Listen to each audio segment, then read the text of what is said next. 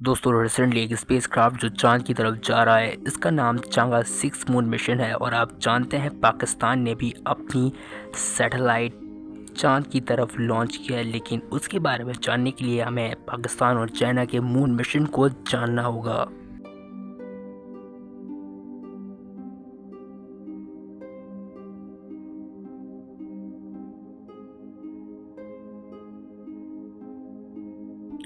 China ने अपना ये स्पेसक्राफ्ट चांद के उस हिस्से की तरफ भेजा है जो हम ज़मीन से बिल्कुल नहीं देख सकते हैं। ज़मीन से हमें चांद का सिर्फ आधा हिस्सा ही नज़र आता है, जिसका रुख ज़मीन की तरफ है। चांद का जो दूसरे वाला हिस्सा है जो हम ज़मीन से नहीं देख सकते, उसको फर साइड ऑफ द मून कहा जाता है। और चाइना पाकिस्तान ने अपना ये रॉकेट उसी जगह भेजा है। चांद का हिस्सा उस हिस्से से बिल्कुल मुख्तलिफ है जो हमें ज़मीन से नज़र आता है।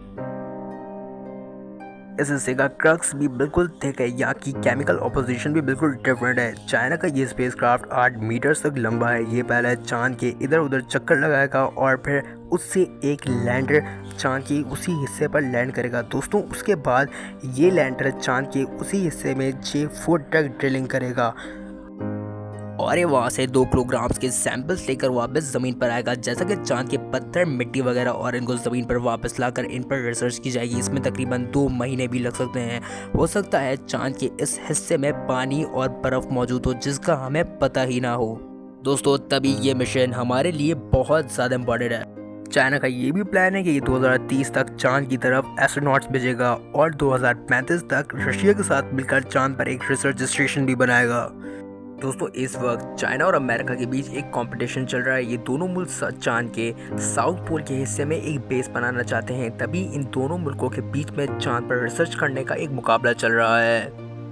दोस्तों अब बात करते हैं पाकिस्तान की उस सैटेलाइट जो चांद की तरफ गई है। इस सैटेलाइट का नाम iCubeQ है, यानी iCube कमर।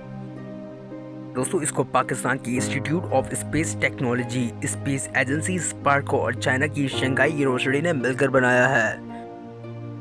ये सैटेलाइट क्यूब सैटेलाइट कहलाती है क्योंकि इसका साइज कदरे छोटा है।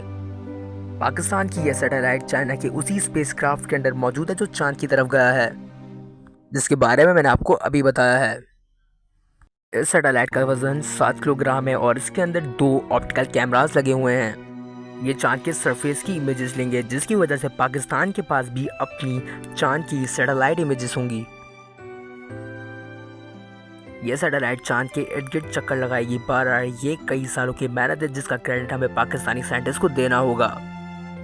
दोस्तों चाइना के स्पेसक्राफ्ट के अंदर पाकिस्तान के अलावा फ्रांस, इटली, स्वीडन के भी साइंटिफिक इंस्ट्रूमेंट मौजूद हैं। यानी चाइना के साथ दूसरे मुल्कों ने जैसे पाकिस्तान ने कोलैबोरेशन की है। आने वाले वक्त में चांद पर बेसिस बनाने और रिसर्च करने का मुकाबला चाइना जीतेगा या अमेरिका, ये तो हमें आने वाला वक्त ही बताएगा।